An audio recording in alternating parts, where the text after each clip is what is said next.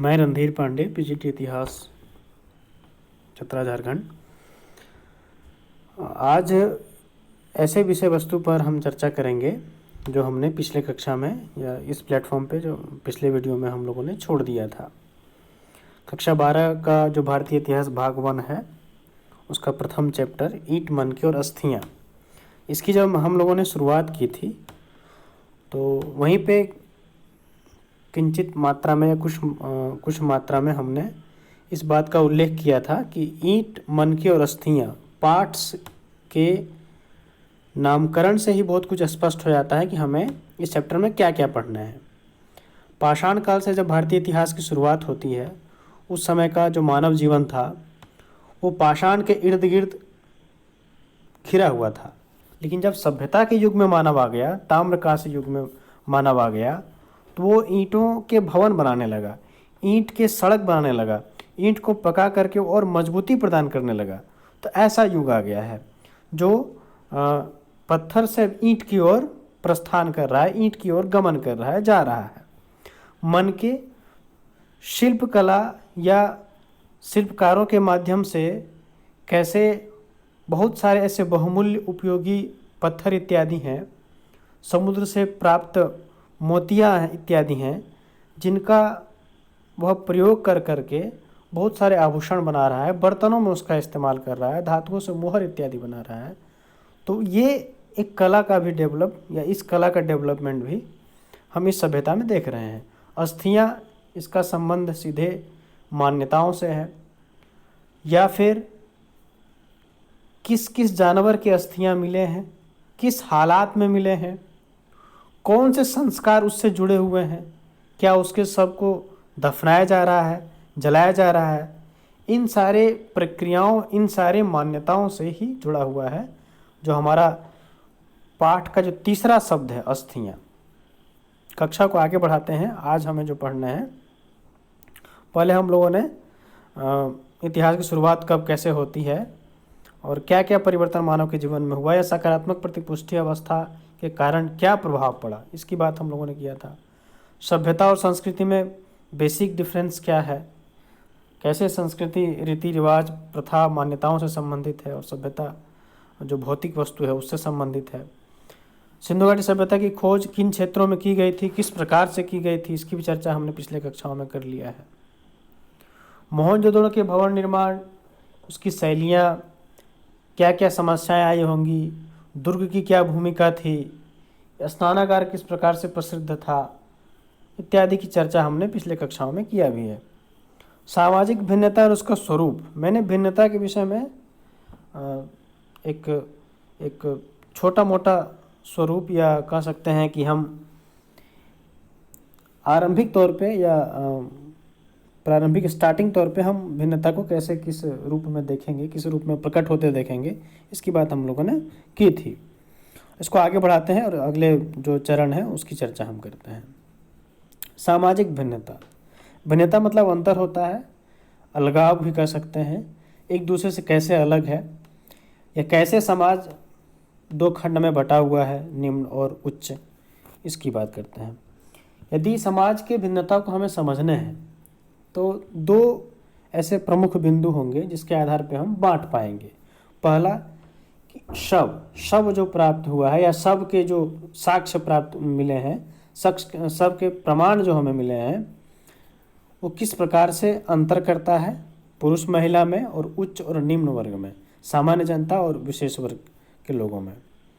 दूसरा है कि विलासिता वस्तुओं का प्रयोग, विलासी जीवन बिताने के लिए या फिर कीमती पत्थर, कीमती चीज़ों का प्रयोग क्या सभी लोग कर पाते थे, क्या सामान्य जनों के बीच में वह लोकप्रिय था या फिर कुछ वर्ग तक ही वो सीमित था कि वो कीमती पत्थर, कीमती वस्तु, कीमती पोशाक इत्यादि का प्रयोग करते थे।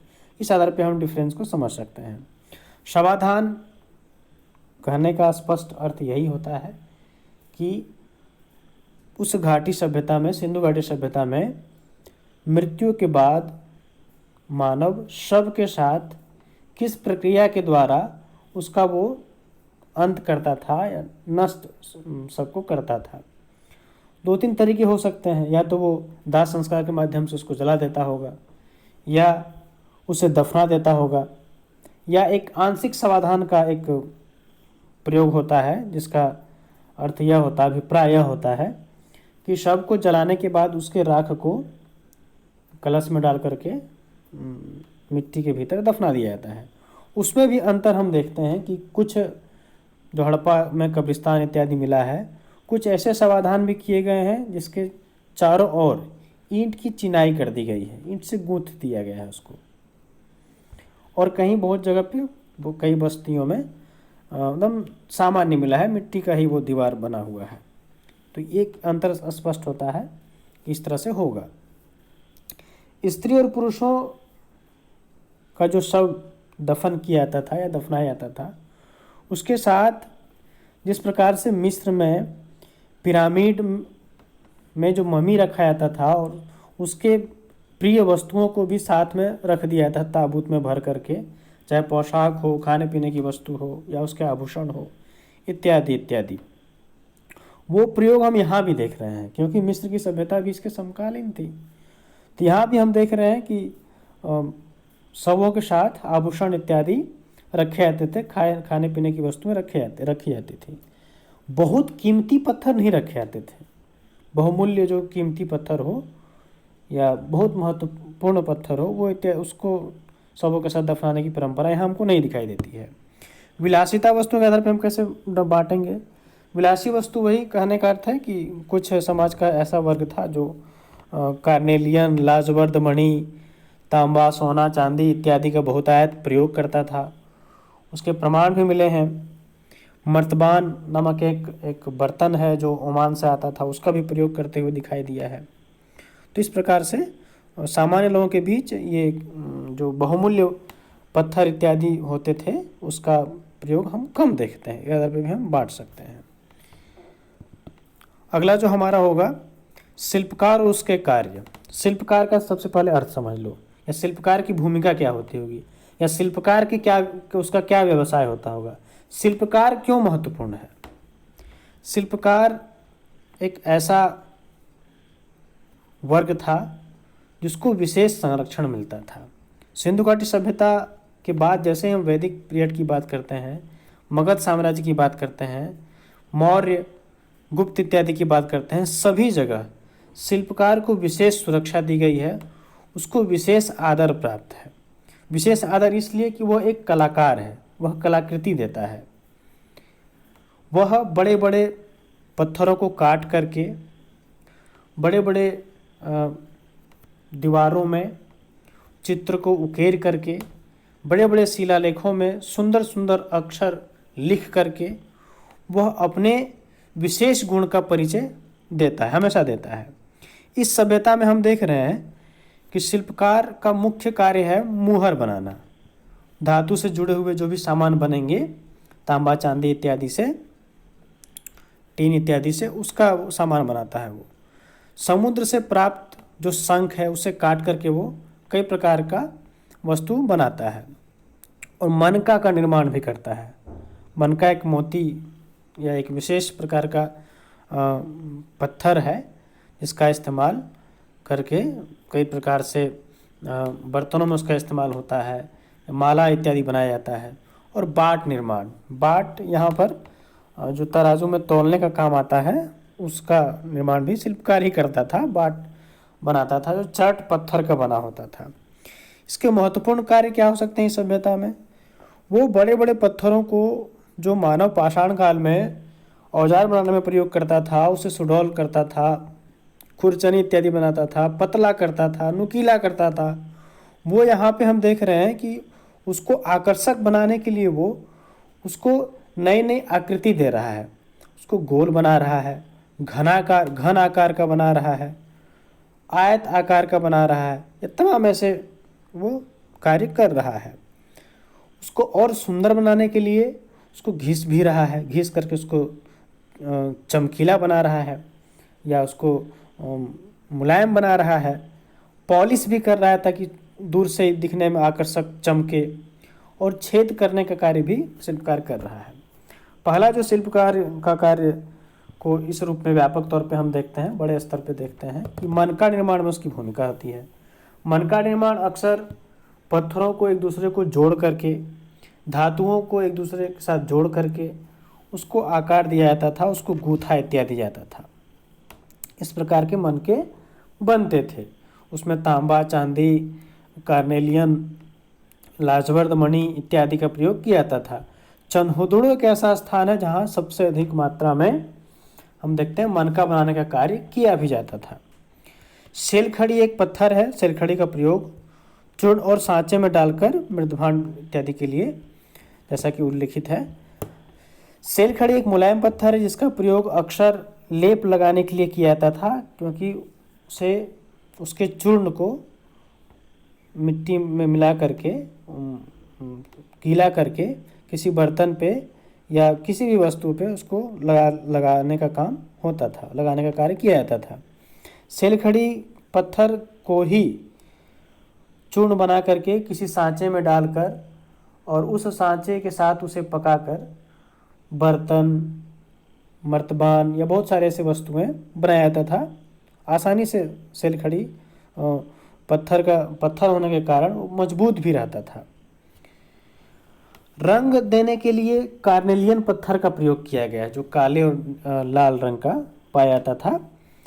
उस कार्नेलियन पत्थर को कई वस्तुओं के साथ लगा करके उसे रंग रोगन करने का कार्य किया जाता था, या उसका प्रयोग रंग के दृष्टि से बाहर से आकर्षक लगे, दिखने में अच्छा लगे, इसलिए प्रयोग किया जाता था। बहुत जगह हम देखे हैं सिंधु घाटी सभ्यता में ही कि छेद करने या गूंथने के लिए भी जो महीन काम किया जाता है, छेद करना, उसके प्रमाण हमको मिलते हैं चंदहुदुड़ इत्यादि जगह से। इस प्रकार से शिल्पकार के कार्य और उसकी भूमिका को हमने इस सभ्यता में किस प्रकार से है इसको स्पष्ट किया। अगला जो हमारा पॉइंट है, आर्थिक जीवन। अब हम ऐसे पक्ष की चर्चा करने वाले हैं, या इस लेवल पे हम आ गए हैं कि अब हमें इतिहासकार के साथ जाकर के उत्खनन करना होगा। जो हमें सामग्री प्राप्त होंगे उसके आधार पे हम अनुमान लगाना होगा। बच्चों, यदि तुम जॉन मार्शल के साथ होते या तुम दयाराम साहनी के साथ गए होते उत्खनन करने के लिए, तो तुम आर्थिक जीवन को कैसे स्पष्ट करते, या तुम आर्थिक जीवन का वर्णन किस आधार पे करते? तो उसका आधार यही होना चाहिए कि कृषि से जुड़े हुए जो सामान हमको मिलेंगे उसके आधार पे हम व्याख्या करेंगे।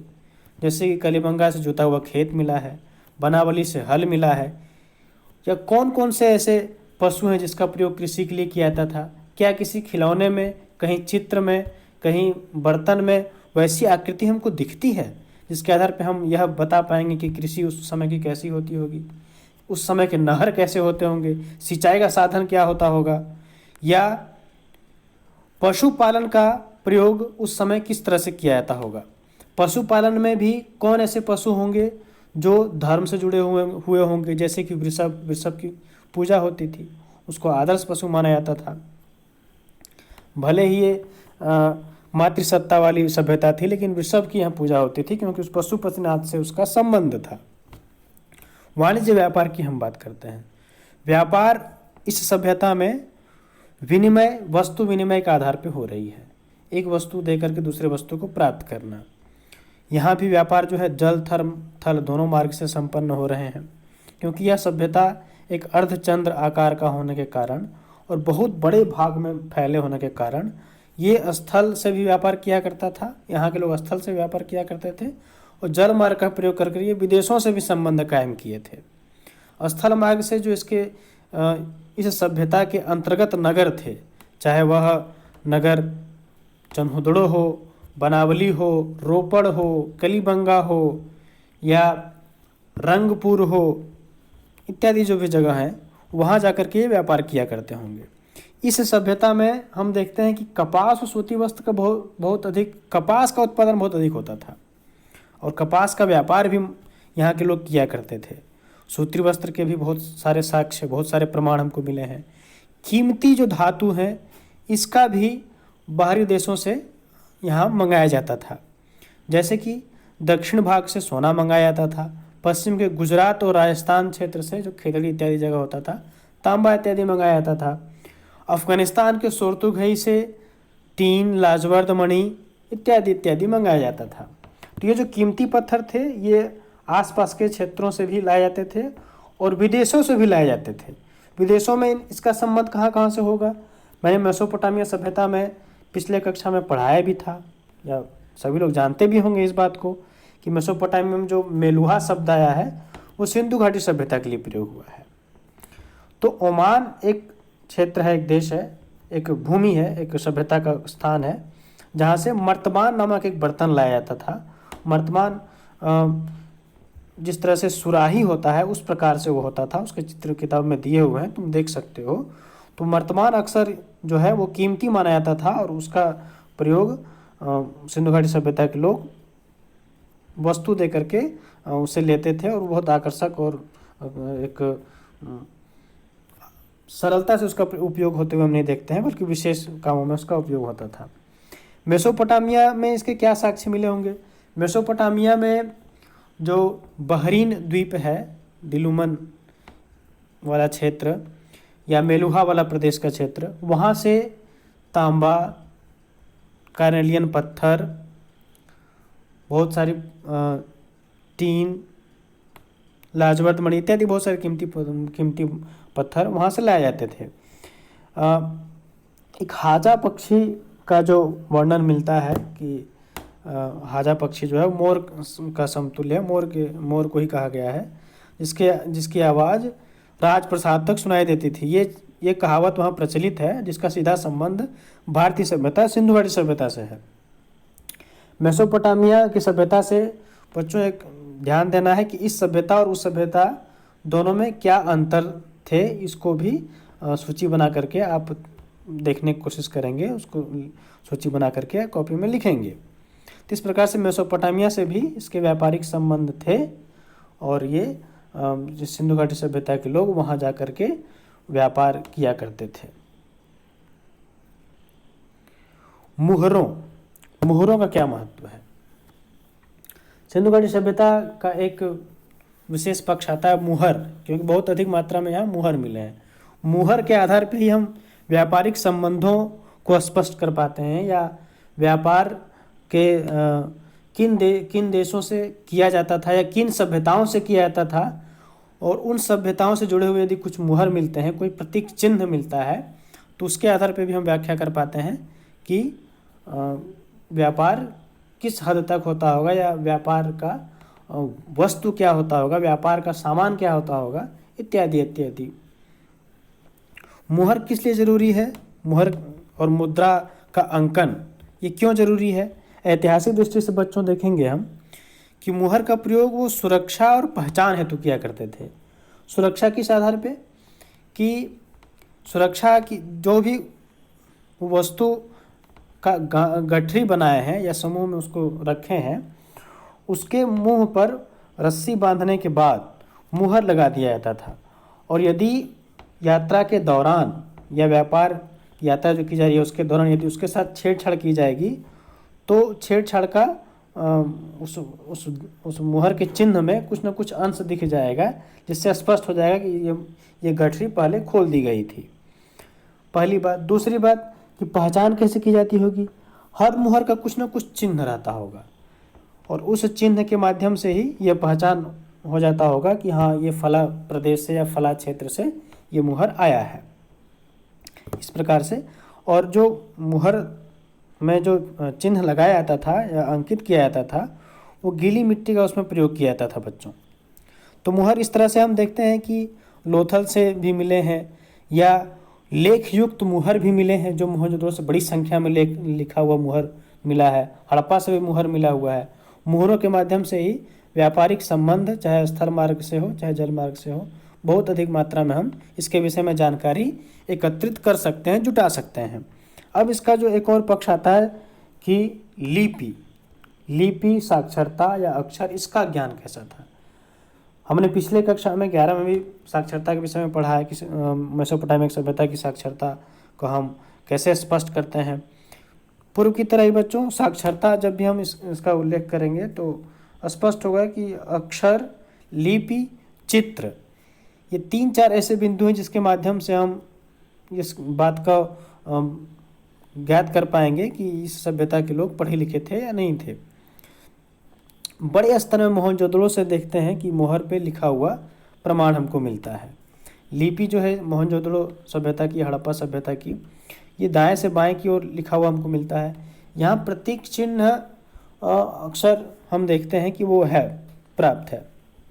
प्रतीक चिन्ह में हम जो उसमें किताबों में चित्र भी दिया हुआ है उससे भी समझ सकते हो। त्रिभुज आकार का, लंब या घन आकार का, ये चिन्ह के माध्यम से, चित्र के माध्यम से ये अपने भावों को व्यक्त करते थे। बहुत सारे बर्तनों पे चित्र भी मिले हुए हैं। तो एक चित्र ऐसा एक माध्यम था जिसके माध्यम से ये अपने बातों को स्पष्ट करते थे या कुछ न कुछ संदेश व्यक्त करते थे। बर्तन, धातु, औजार, आभूषण, पट्टिका। पट्टिका ऐसी होती थी जो मेसोपोटामिया सभ्यता में पट्टिकाओं का जो हमने प्रयोग पढ़ा है कि उस पट्टिकाओं में हिसाब किताब के लेखा जोखा रखे जाते थे और उसे पका दिया जाता था। पका के भविष्य में याद रखने के लिए कि यदि किसी से ऋण लिया गया है तो उसे कैसे कितना लिया गया है, ये सब उसमें लिखा होता था। या पट्टिका का प्रयोग राजा अपने आदेश को लिखवाने के लिए भी करता था और उसे बाद में वो सुरक्षित रखता था दिखाने के लिए, या आने वाले समय में उसके जो उत्तराधिकारी होते थे वो देख करके उसी के बताए गए रास्ते पे, उसी के बताए गए निर्देशों पे चलते थे। इस प्रकार से यहाँ की साक्षरता की पहचान हम कर सकते हैं।